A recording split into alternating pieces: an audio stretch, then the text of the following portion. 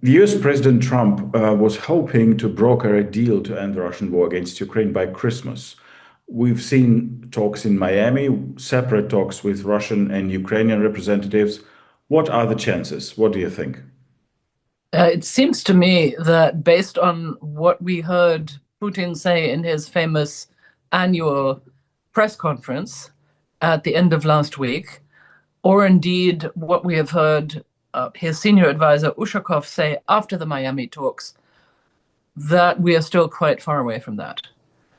Putin said in his news conference that Russia absolutely has the military strategic initiative on the battlefield, and Ushakov thought that or said that the proposals being discussed and put forward by the Ukrainians were, I quote, rather unconstructive. In the news reports from Miami, they say that there's been some progress on security guarantees for Ukraine. We don't know what that means. Before there was talk about NATO Article 5 like guarantees for Ukraine. So is it really something that you think is plausible? Because Russia is against Ukraine's NATO membership. Why should Russia say no to Article 5 like guarantees? Well, I think we should start by pointing out that you and I think most other people who don't possess classified information, have not seen any details on what Article 5 like guarantees would be, right? And the thing about Article 5, it really is like pregnancy, although it's, never been clearly defined. Either you provide Article 5 security guarantees or you don't. It's a binary. There really isn't that much in between.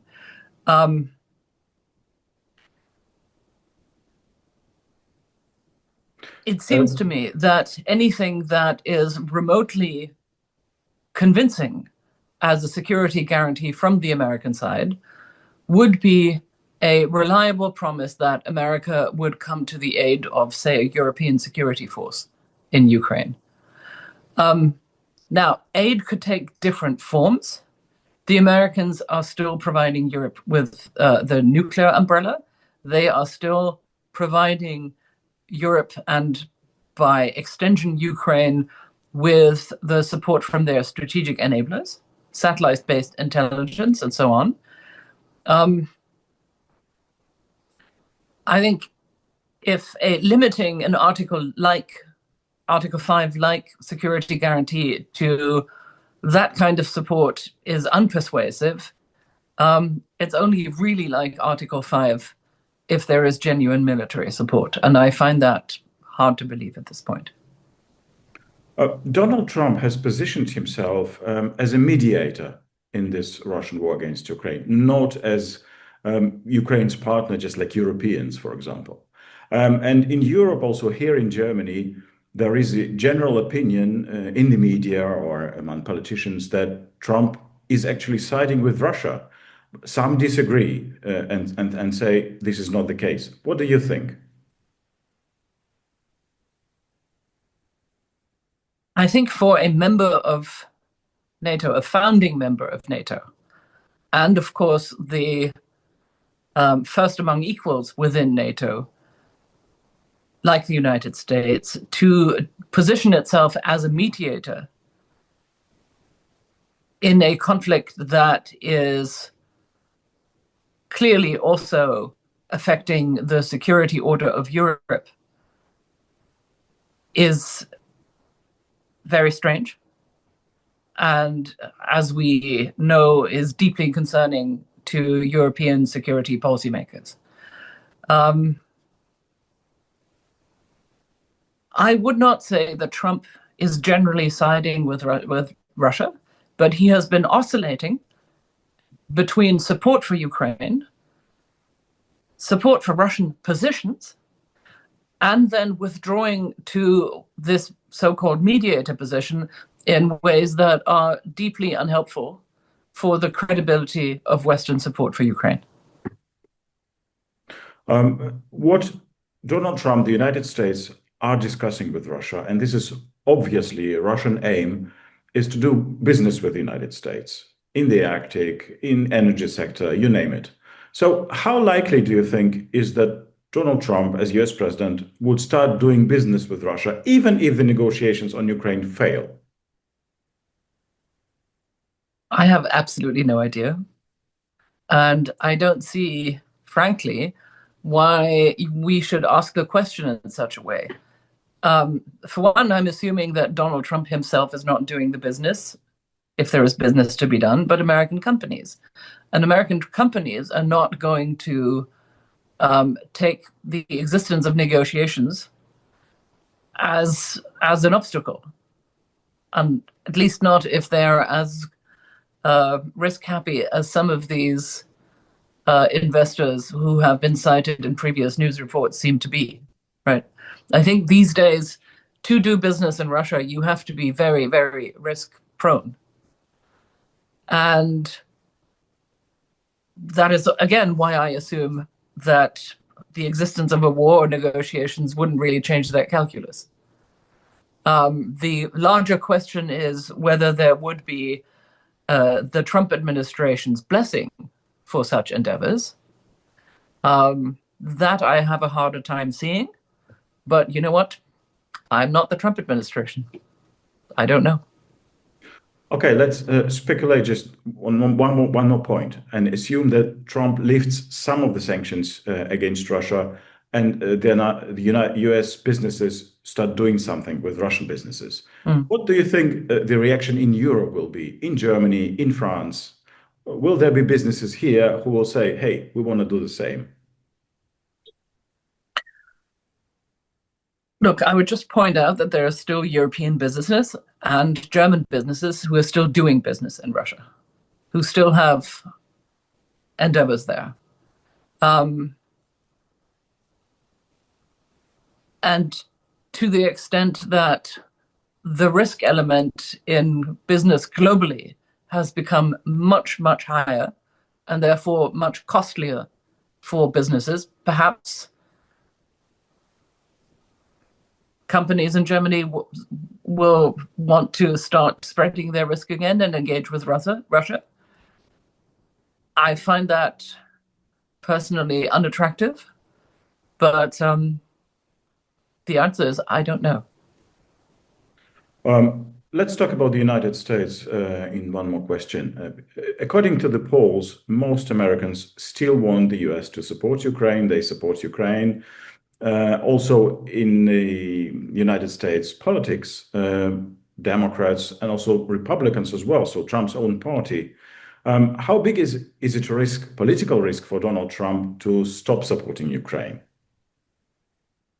Well, two senators, New Hampshire's Jean Shaheen, who is also the chairwoman of the Senate Foreign Relations Committee, and Mitch McConnell, her predecessor, who is now the chairman of the Senate Appropriations Committee, have just published an op-ed in the Washington Post saying that Putin is not winning on the battlefield and America should continue to support Ukraine and Europe. That at least is a sign that there are elements in Congress willing to put political muscle behind that support. You will also recall that the National Defense Authorization Act, the NDAA, of about a week ago, made sure that the Trump Pentagon could not withdraw troops from Europe, could not withdraw the American SACEUR position, and so on. Made sure that troop positioning in Europe is funded. You can see from these acts that there is still considerable support, not just in the American public, but also among American policymakers and politicians. But if your larger question is what could put a dent in Trump's popularity, I personally don't think it's Ukraine. I think that what he's currently struggling with is other issues that are more about domestic politics and less about his foreign policy. One of them is the Epstein scandal, which is not going away. Ordinary Americans don't like pedophilia, understandably, and the implication of Republican officials, even of Trump himself, in these files has been pointed out repeatedly. That, I think, is still an issue of concern. And then there is the larger issue, even, I think, of affordability. The fact that prices aren't going down, that people are struggling to make ends meet. And that, I think, is making the administration the most nervous. There is finally another issue, the split within the MAGA right over racism and anti-Semitism. That's a very real concern, and it is making some quarters unhappy. But if I had to rank the things that are upsetting Americans and that could present a political risk in the midterms next November, then I think the economy and affordability is right at the top. Then the issues around personal probity of the president and his advisors come next. And then foreign policy probably ranks at the bottom. Let's focus on Europe. A few days ago, at the EU summit in Brussels, the European Commission failed to get a decision on frozen Russian assets for them to be used to help Ukraine. So Ukraine will get a 90 billion euro loan, but it will not be Russian money. How weak is Europe after that? And how weak is Germany? Because it was German Chancellor Friedrich Merz's initiative, so to say. You know, pessimistic as I am on many points, on this one, I'm more glass half full. I think we should all be relieved that Ukraine can now use this money for the next 2 years, right? That is a really important sign to Russia that we are sticking with them and that we cannot be exhausted and that we cannot be divided over this. Other commentators have pointed out that there is an element of irony in the fact that a Belgian Flemish separatist made the European Union take out Eurobonds.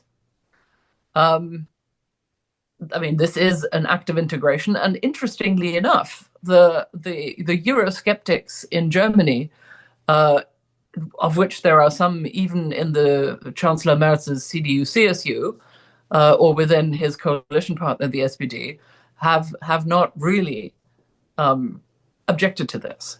So I think at this point, the actors themselves are taking the position, you know what, it's good that we have this, and we need to make sure that Putin doesn't manage to split us on other things. I'm personally somewhat concerned about the Mercosur agreement with Latin America. I think that's something we need to get done. There is still a chance to get it done in January, but it's slow and ugly for an accord that has already been 25 years in negotiations. Right. The French President Emmanuel Macron wants to talk to the Russian President Vladimir Putin directly again. So he's talked to him before on the phone. Now they could probably meet in person. We don't know at the moment. But do you think it's a good idea? Could it bring anything? And why Macron and not Merz?